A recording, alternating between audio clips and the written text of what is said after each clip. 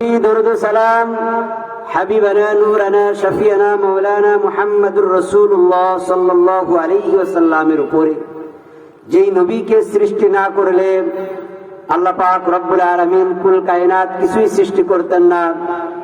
সেই নবী পাকের উপরে লক্ষ কোটি অগণিত বেহিসাব বেশুমার দরুদ সালাম পাঠাবো।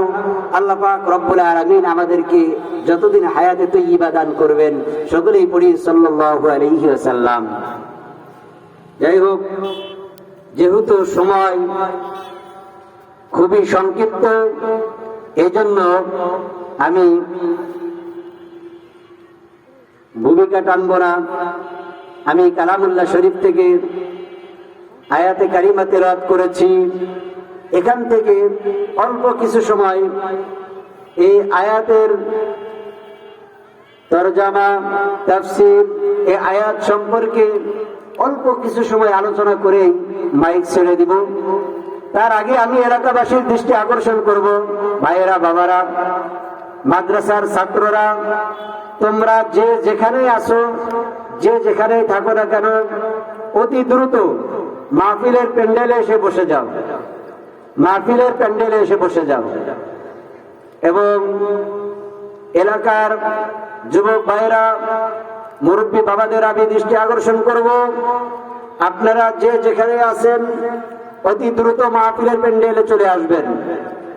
কারণ শীতের রাত, আলোচনা লম্বা হবে না, অতি দ্রুতই আমরা আলোচনা যত দ্রুত সম্ভব শেষ করে দিব। 8টার সময় থেকেই আমাদের আমন্ত্রিত মেহমানরা আলোচনা শুরু করবে। এই জন্য ঈশার নামাজের পর থেকেই আমাদের মাহফিলের যে সমস্ত আমন্ত্রিত মেহমান আছে তাদের নুরানি ইমানি তাকরীর শুরু হয়ে যাবে। আপনারা যে যেখানেই আছেন অতি দ্রুত মাহফিলের প্যান্ডেলে চলে আসবেন। আল্লাহ পাক রব্বুল আলামিন আমাদের সবাইকে কবুল করুক, সকলেই বলি আমিন। আর একটু বড় করেই বলেন আমিন।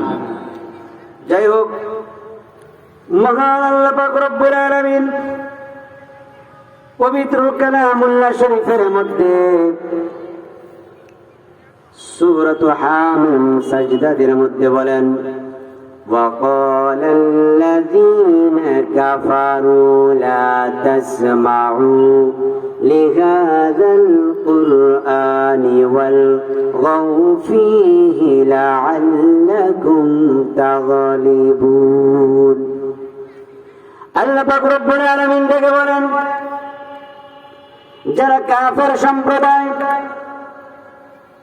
তারা বলে, লা তাসমাউ, তোমরা শুনবে না, শ্রবণ করবে না, লিহাদাল কুরআন, এই কুরআনের তেলাওয়াত তোমরা শ্রবণ করবে না, ওয়ালগাউ ফীহি লাআল্লাকুম তাগলিবুন, আর তাতে তোমরা অনর্থক কথাবার্তা বলে শোরগোল করবে, অনর্থক কথাবার্তা বলবে এবং শোরগোল করবে।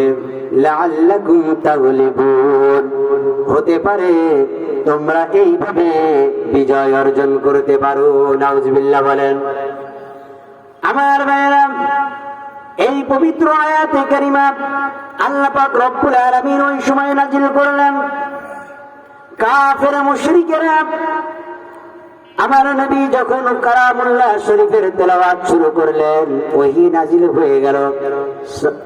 মক্কার জমিনে ইসলামের দাওয়াত দেওয়া শুরু করলেন।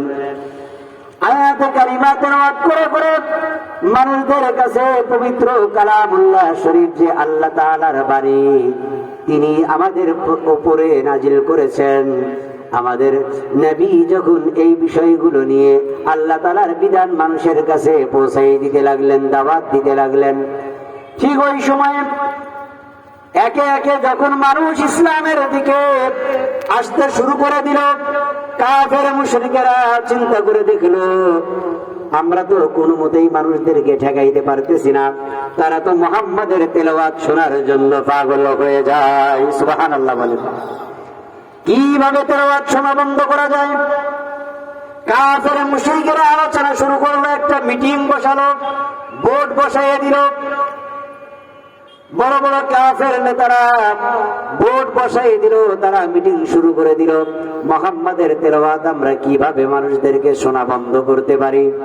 তারা মিটিং এ সিদ্ধান্ত নিল, যখন মুহাম্মদ কালামুল্লাহ শরীফের তেলাওয়াত শুরু করবে, তোমরা তালি দিবে, অশ্লীল ভাষায় কথাবার্তা বলবে, গাল মন্দ করবে, অনর্থক কথাবার্তা বলবে, শোরগোল করবে, যাতে করে মুহাম্মদ কালামুল্লাহ শরীফের তেলাওয়াতটা বন্ধ করে দেয়। নাউজুবিল্লাহ বলেন। কাফের মুশরিকেরা তারা মিটিং এর সিদ্ধান্ত নিল যে আমাদের এটা ছাড়া আর কোনো উপায় নেই, আমরা যদি এই পন্থা অবলম্বন করতে পারি, মুহাম্মদ বিরক্ত হয়ে কালামুল্লাহ শরীফের তেলাওয়াত যদি বন্ধ করে দেয়, মানুষদের কাছে কোরআনের বাণী পৌঁছানো যদি বন্ধ করে দেয়, তাহলে আমরা বিজয়ী হয়ে যাব। নাউজুবিল্লাহ বলেন। এই জন্য যখনই মুহাম্মদ তেলাওয়াত শুরু করবে, তোমরা সেখানে শোরগোল শুরু করে দিবে, হট্টগোল বাজাই দিবে, অনর্থক কথাবার্তা বলবে, শীষ দিবে, তালি বাজাবে। আর তিনি যখন বিরক্ত হয়ে কালামুল্লাহ শরীফের তেলাওয়াত বন্ধ করে দিবে, বুঝে নিবা এটাই তোমাদের সাকসেস, তোমরা এটাতেই মনে করবা আমরা বিজয়ী হয়েছি। এই সময় আরেকটা ঘটনা রয়েছে। কাফের মুশরিকেরা আলোচনা করলো মুহাম্মাদের তেলাওয়াতই শোনা যাবে না। যখন এইভাবে আলোচনা করে, তারা শোরগোল করে, অনর্থক কথাবার্তা বলে কালামুল্লাহ শরীফের তেলাওয়াত বন্ধ করতে পারলো না, তখন তারা চিন্তা করলো যে একেবারে কালামুল্লাহ শরীফের তেলাওয়াত শোনাটাই নিষেধ করে দেব। নাউজুবিল্লাহ বলেন। কাফের মুশরিকেরা মিটিং বসানো, কালামুল্লাহ শরীফের তেলাওয়াত বন্ধ করে দেব, কেউ শুনতে পারবে না, মুহাম্মাদের তেলাওয়াত শুনতে কেউ যাবে না। যখন রাত্রে বেলা গভীর হয়ে গেল, আমার নবী কালামুল্লাহ শরীফের তেলাওয়াত শুরু করে দিল। কাফের মুশরিকেরা চিন্তা করলো, বড় বড় লিডার যারা, আবু জাহেল চিন্তা করলো, আজ তো আমি নিষেধ করে দিয়েছি, মুহাম্মাদের তেলাওয়াত কেউ শুনতে যাবে না, কালামুল্লাহ শরীফের তেলাওয়াত কেউ শুনবে না, হয়তো আজ কেউ যাবে না, আমি চুপে চুপে মুহাম্মাদের তেলাওয়াতটা শুনবো। এই চিন্তায় আবু জাহেল আমার নবী পাকের ঘরের কাছে চলে গেলেন তেলাওয়াত শোনার জন্য। সুবহানাল্লাহ বলেন। সাহেবা উতবা, বড় বড় কাফের লিডাররা সবাই একই রকমের চিন্তা করলো, হয়তো আজ কেউ যাবে না, আমি যাব, একা একা তার তেলাওয়াতটা মন ভরে শ্রবণ করব। এমনি করে একে একে সকলেই যে দেখে আরেকজন লিডার উপস্থিত। লিডার, আপনি এখানে কেন? লিডার ডাক দিয়ে বলে, আমি দেখতে এসেছি নিষেধ করার পরে কে এসেছে মুহাম্মাদের তেলাওয়াত শুনতে। আরেক লিডার বলে, আমিও এই চিন্তা করেই এসেছি।